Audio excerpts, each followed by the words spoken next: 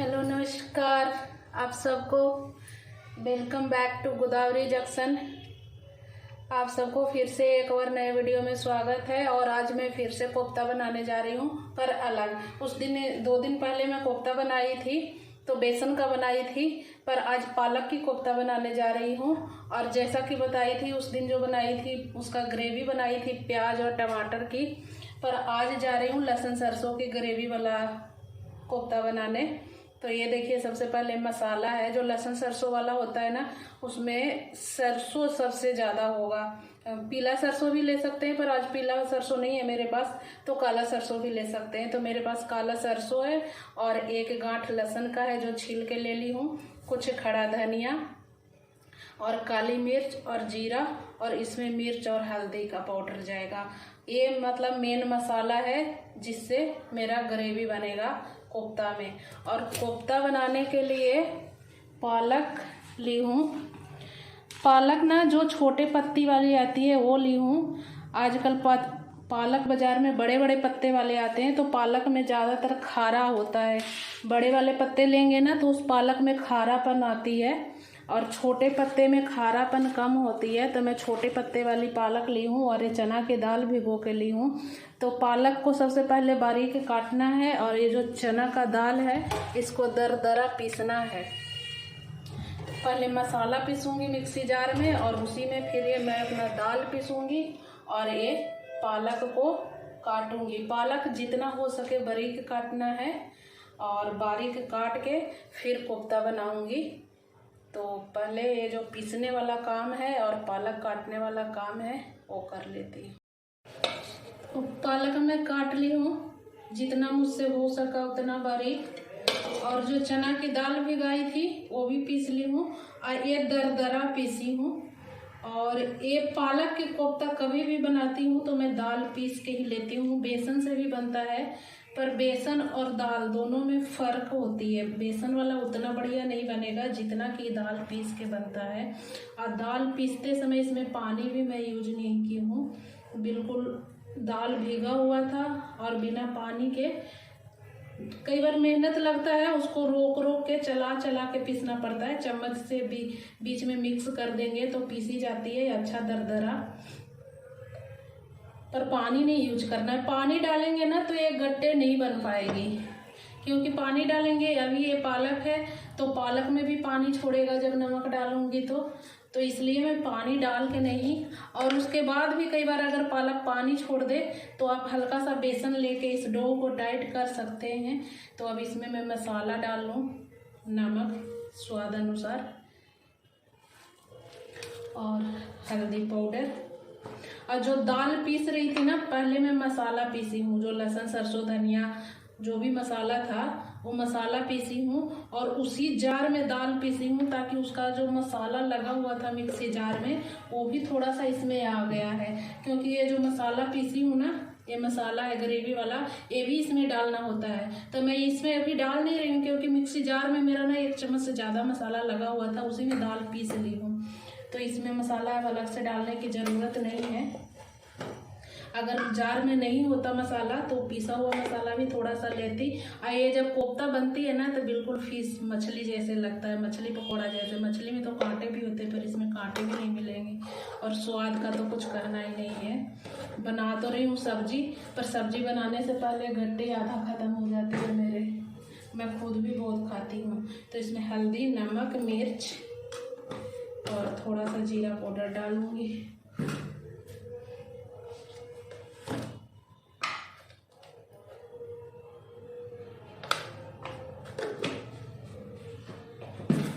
अब इसको मिक्स करना है अच्छे से। पानी तो छोड़ेगा ये, तो ज़रूरत पड़ेगा तो इसमें मैं थोड़ा सा बेसन लूँगी ताकि रोल बन पाए। ऐसे रोल नहीं भी बनती है फिर भी बहुत अच्छा गट्टा बनता है। पकाने में इसको थोड़ा सा एक बार होती है रोल बनाने में, पकाने में दिक्कत, पर इसमें जैसे जैसे स्टीम लगेगी पकते जाएगा तो रोल भी अपने आप हार्ड हो जाएगी। क्योंकि ये दाल है ना, दाल दरदरा पिसा हुआ है, तो ये जितना पकेगा उतना ये सख्त होते जाएगा। उतना भी सख्त नहीं, मतलब कि ये जो पिलपिला है सिर्फ वो मैनेज होगा। ये देखिए, ये ऐसे तो पिलपिला है। ऐसे कोफ्ता भी बनती है ये चीज़ जो मिक्स की है ना, तो इसको ऐसे गोल करके और तेल में डीप फ्राई करके भी बनता है, पर मैं ऐसे नहीं बना रही हूँ, दूसरे गट्टे वाले तरीके से बना रही हूँ। तो गट्टे जो बेसन की बनाई थी वो डायरेक्ट पानी में डाली थी, पर ये पानी में डालूंगी तो ये पालक की वजह से भूल जाएगा, क्योंकि इसमें पालक बहुत ज़्यादा है, दाल कम है और पालक ज़्यादा है, और पालक वाला गट्टा है तो पालक ज़्यादा ही होना चाहिए। तो ये देखिए, ये बंद नहीं रहा है पालक ज़्यादा होने की वजह से, थोड़ा सा मुझे इसमें बेसन डालना पड़ेगा। और इधर मैं पानी उबलने के लिए रखी हूँ एक पतीला में। तो इस पानी के ऊपर अगर आपके पास छाननी है इस तरह से कुछ, तो ये रख सकते हैं। इस तलनी मेरा तो इस पतीला पर बहुत अच्छा बैठता है ऐसे, और इसमें भी स्टीम कर सकते हैं, पर इसमें थोड़ा क्या है ना, टाइम लगता है, तो मैं इसमें नहीं बनाऊंगी।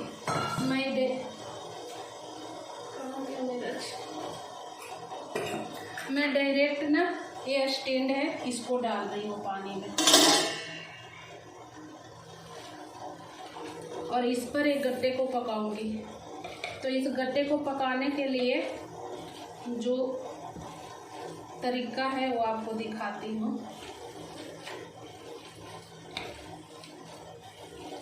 जैसा बोली ना कि ये बंध नहीं रहा है, तो इसको गट्टे के रोल में बांधने के लिए पहले से मैं सिल्वर फॉल को ऐसे निकाल के रखी हूँ, और इस पर अब रोल बनाऊंगी।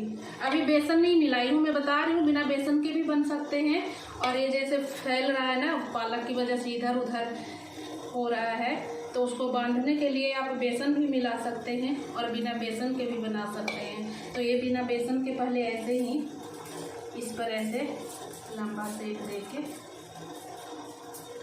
जितना आपको मोटा पतला रखना है गट्टा,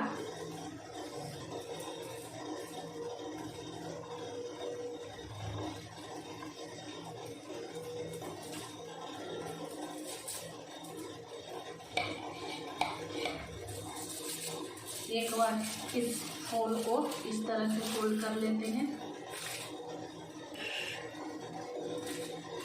और अब ये दूसरे तरफ से बस हल्के हाथ से इसको ऐसे घुमा के और रोल करना है। रोल करके इसको एक बार ऐसे घुमा देंगे, ताकि अंदर अंदर जो मेरा गट्टा है ना, पूरा एक तरह के मोटा पतला कहीं ना रह जाए, एक साइज का हो जाए। तो ऐसे करके ये पानी उबल रहा है, इसमें स्टैंड रखा हुआ है, इस पर मैं डायरेक्ट डाल दूँगी। डायरेक्ट पानी में जाने की वजह से ना ये जल्दी पकेगा। छालनी में रखूँगी तो स्टीम से पकेगी, तो टाइम लगता है।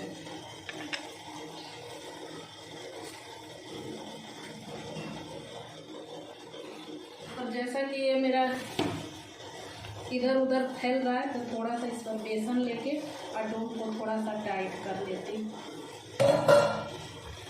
ज़्यादा नहीं, थोड़ा ही लूँगी। मुझे ना बेसन वाला बिल्कुल पसंद नहीं है, इसलिए मैं बेसन नहीं डालती हूँ, दाल पीस के ही बनाती हूँ। तो बाकी के गट्टे भी ऐसे ही रोल बना के सिल्वर पेपर पर और वही पानी में रखती हूँ।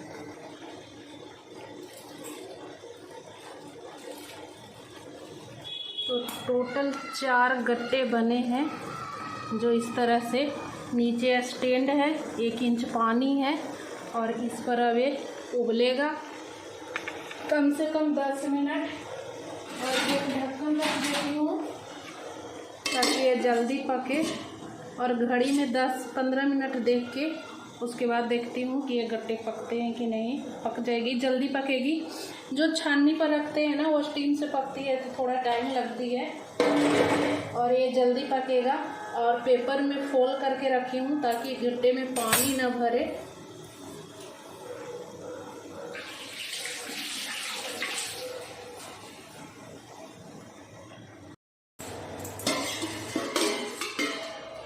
तो ये गट्टा मेरा गट्टा देख सकते हैं 10-15 मिनट से पक रहा है। और पकने का इसका मतलब देखने का जो तरीका है, जब पालक और दाल हम मिक्स कर रहे थे तो वो गिलगिला था, मतलब बहुत ज़्यादा नरम था, आटे जैसा गिलगिल कर रहा था। और अब जब ये उंगली लगा रहे हैं ना इस सिल्वर पेपर पर, तो ये हार्ड लग रहा है, टाइट टाइट लग रहा है, यानी कि ये पक चुका है। तो मैं चूल्हा बंद करके इन रोल को चिमटी के सहारे से, ये देखिए, जब इसको मैं डाल रही थी ना तो ये सिल्वर पेपर हाथ में भी इधर उधर मुड़ जा रहा था, पर ये पकने का पहचान है कि ये टाइट हो गया है, चिमटी से बिल्कुल ऐसे का ऐसा उठ रहा है, तो यानी कि ये पक चुका है। और अब इसको निकाल के ठंडा करना है। तो पहले तो 10 मिनट में इधर ही ठंडा रखूँगी होने के लिए, और 10 मिनट के बाद इसको फ्रीज में रखूँगी, क्योंकि सब्ज़ी बनाने के लिए अब टाइम ज़्यादा नहीं है, और जब तक ये ठंडा नहीं होगा तो बढ़िया से कटेगा नहीं। तो इसको काटने से पहले बिल्कुल ठंडा करना है। ठंडा होने के लिए अभी बहुत ज़्यादा गर्म है, इसको फ्रीज में भी नहीं रख सकते हैं, तो थोड़ा सा पहले 10-15 मिनट इधर ठंडा कर लूँ, फिर फ्रीज में रखूँगी, ताकि इसकी जो कटिंग है, देख सकते हैं ये बहुत बढ़िया पक चुका है। पर अभी निकालूँगी ना तो ये सिल्वर पेपर में चिपका हुआ है, बढ़िया निकलेगा भी नहीं, तो इसको ठंडा होना ज़रूरी है। और एक गट्टा डालते समय मैं एक भूल कर दी थी, जो सिल्वर पेपर है इस पर तेल लगाना चाहिए था। तेल लगाने की वजह से जो गट्टा है ना वो बिल्कुल क्लीन निकलता। तो ये तो पेपर में हल्का सा चिपक गया, फिर भी निकलेगा पर थोड़ा सा रूखा सा हो जाएगा पेपर में जो चिपका रहेगा वहाँ से। तो कोई बात नहीं, आगे से ध्यान रखना ज़रूरी है ये चीज़ कि जब भी मैं गट्टा बना रही हूँ तो सिल्वर पेपर में तेल लगाना है, जो आज मैं भूल गई हूँ। फिर भी इसको जब फ्रीज में ठंडा करके रखूँगी ना, ठंडा करके निकालूँगी तो ये बढ़िया से निकलेगा। अभी मतलब गर्म भी बहुत ज़्यादा है, तो एक बार इसको पहले ठंडा होने का इंतज़ार करते हैं। तो देख सकते हैं दोस्तों, मेरा गट्टा तैयार है। ये पालक वाला थोड़ा मोटा ही रहता है, बाकी आप पतला भी कर सकते हैं, कोई बात नहीं। और जैसा कि मैं बताई थी ना कि जो पेपर था उस पर मैं तेल लगाना भूल गई, तो मुझे डर था कि कहीं बढ़िया निकले ना निकले। तो मैं फटाफट क्या की कि एक बड़े परात में सारे रोल को रखी और एक बर्फ़ तोड़ के उस पर बिछा दी, ताकि ये फटाफट ठंडा हो गया। और साथ में जो मेरा निकला गट्टा वो बिल्कुल क्लीन निकला। ये देखिए, कहीं इस सिल्वर पेपर में बेसन या पालक कुछ नहीं लगा हुआ है, बिल्कुल साफ़ सुथरा निकला। और देखिए, ये जैसा रोल मुझे चाहिए वैसा बन गया। अभी एक रोल खोलना भी बाकी है। ये देखिए, ये बिल्कुल क्लीन निकला है, तेल नहीं लगाई। फिर भी तेल ना लगाने से वजह से कई बार इसमें सिल्वर पेपर में चिपक जाता है, तो मैं इसको फटाफट से ठंडा कर ली बर्फ़ डाल के। और अब इसको कटिंग करने की बारी आती है। चाकू,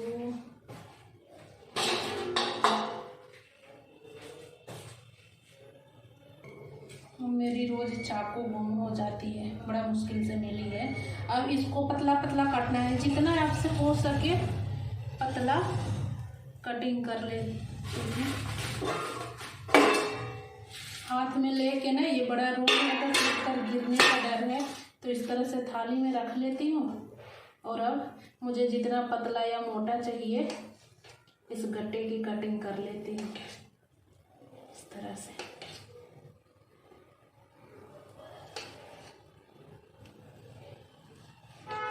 और ये जो गट्टे बने ना, अब इसको तेल में डीप फ्राई भी करना है, लेकिन इसका टेस्ट इतना ही अच्छा है कि ऐसे भी खा सकते हैं, बहुत बढ़िया।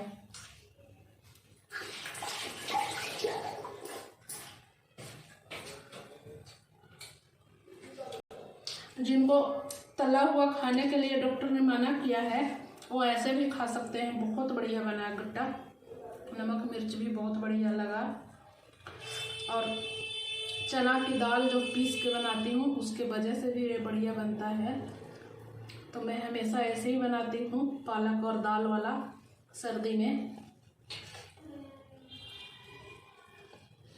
ये देखिए, इस तरह से इसे पीस काटना है और अब इसको डीप फ्राई करना है। तो डीप फ्राई करने से पहले ये पालक की वजह से ना कई तो बढ़िया निकलेगा, बिल्कुल साफ सुथरा, डीप फ्राई करके भी अच्छा निकलेगा।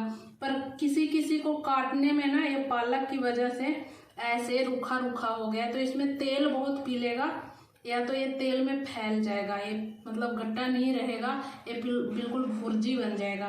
तो इसको भुर्जी होने से बचाने के लिए एक बर्तन में थोड़ा सा बेसन का घोल बनाऊंगी और उस घोल में से डिप करके आ जाएगा तेल में।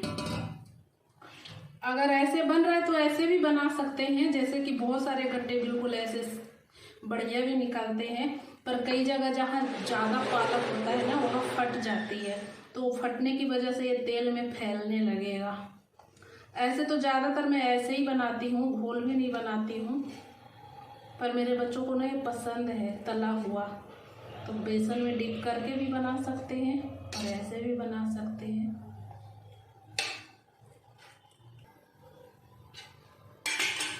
तो ये तेल गरम है और ये देखिए बेसन का घोल भी मैं बना ली हूँ, जो बिल्कुल पतला घोल है, कुछ इस तरह से।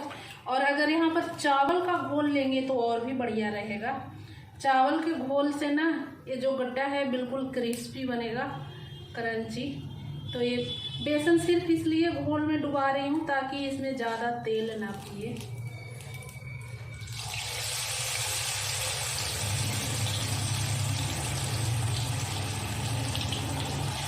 और ये जो गट्टा है ना ये फट के इधर उधर भी नहीं फैलेगा।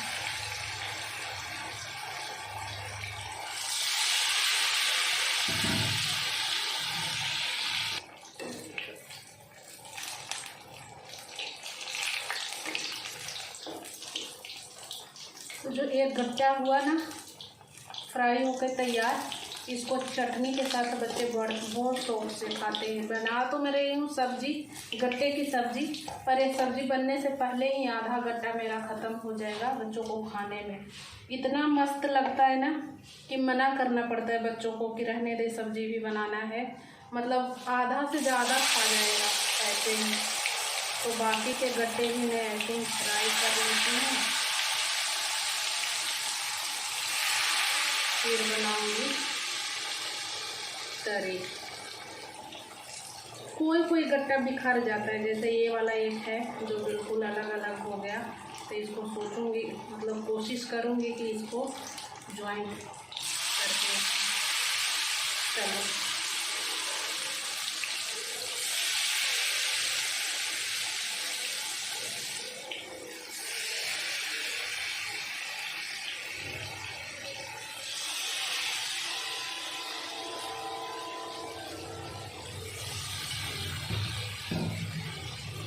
ये देखिए ये लग रहा है ना बिल्कुल फिश पकौड़े की तरह, बिल्कुल फिश पकौड़े की तरह सेफ भी है और खाने में भी सेम वैसे ही लगता है जैसे कि फिश होती है। तो मुझे तो बहुत पसंद है।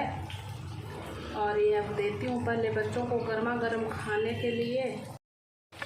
तो जैसा कि बताई ना कि मैं बच्चों को खाने के लिए देती हूँ, देना क्या है, मेरी बेटियाँ तो हो गई शुरू, अपने आप ली।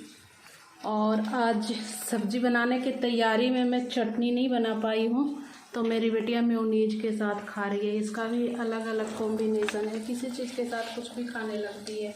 चटनी नहीं है, धनिया है पर पीसूँगी, पहले पकौड़ियाँ तल लूँ एक बार, उसके बाद धनिया की चटनी पीसूँगी। और धनिया की चटनी तो बच्चे ऐसे भी नहीं खाते हैं क्योंकि तीखा मैं बनाती हूँ अपने हिसाब से, तो इन लोग के लिए मीठा चटनी बनाना पड़ता है जो आज नहीं बना पाई। तो मेरे सारे कोफ्ते तैयार हो गए, यानी कि गट्टे, मैं बार बार कोफ्ते बोल रही हूँ, कोफ्ते बोले या गट्टे बोले बात तो एक ही है। कोफ्ता होता है जो पालक और दाल पिसा हुआ मसाले के साथ मिक्स किए और गोल गोल पकौड़ियाँ तल लिए, तो वो कोफ्ता होता है, दाल पालक की कोफ्ता। और ये मैं गट्टे बनाई हूँ, गट्टे की शेप दी हूँ, तो ये गट्टे बन गए। तो गट्टे मेरे सारे तल भी गए, मेरे बच्चे कुछ खा भी लिए, और मैं चटनी भी पीस ली हूँ बीच में। तलते तलते तलने में टाइम लग रहा था थोड़ा, तो चटनी भी पीस ली हूँ। तो सबसे पहले मैं अब सब्ज़ी छौंकने जा रही हूँ। तो सब्ज़ी छौंकने के लिए जो तेल तला हुआ बचा हुआ है इसी में डाल दी हूँ जीरा और कुछ राई के दाने, राई या सरसों कुछ भी। जब सरसों के मसाले हम बनाते हैं तो उसमें सरसों का ही तड़का तकरीबन लगाते हैं। और अब ये जो पिसा हुआ मसाला है, सरसों लहसुन, वो डालूँगी। और ये जब पीस रही थी तो इसी में मैं हल्दी भी डाली हूँ, तो अलग से हल्दी नहीं डालूँगी। सिर्फ इस मसाले को भून के और ग्रेवी लगा के, और इसी में जब ये उबाल आ जाएगा ग्रेवी, अभी तो भूनना ही है, उसी में फिर ये गट्टे डाल लूँगी, सब्ज़ी तैयार हो जाएगी। बस इतना ही टाइम है, गट्टे बनाने में टाइम लगता है, सब्ज़ी बनाने में कोई टाइम नहीं लगता है। तो इस मसाले को खुशबू आने तक भूनना है। और बिहारियों के घर में जो मछली बनता है उसमें यही मसाला डालते हैं, लहसुन सरसों, और टेस्ट भी कुछ ऐसा ही बनता है जैसा ये गट्टे की सब्ज़ी बनने वाली है आज मेरा।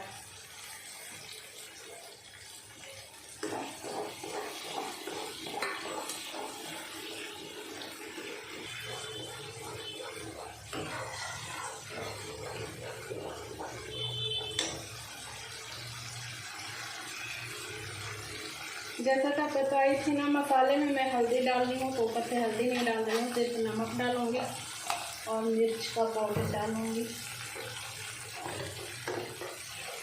इसमें अलग से गरम मसाला भी नहीं डालते हैं। जो सरसों का मसाला होता है उसमें गरम मसाला नहीं डालते हैं।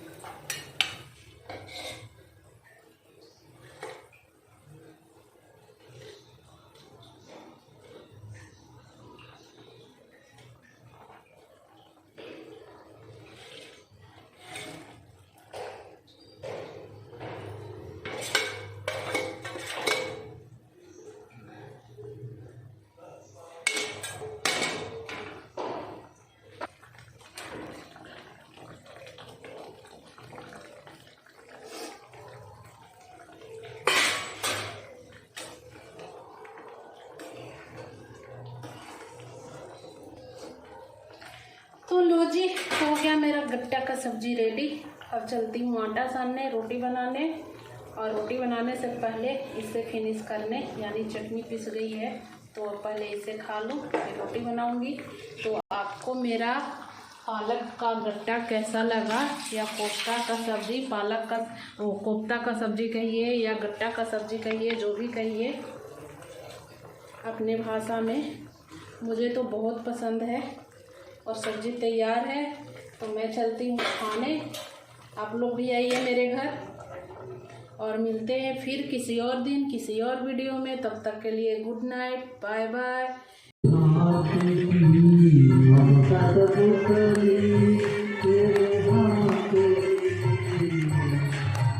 हम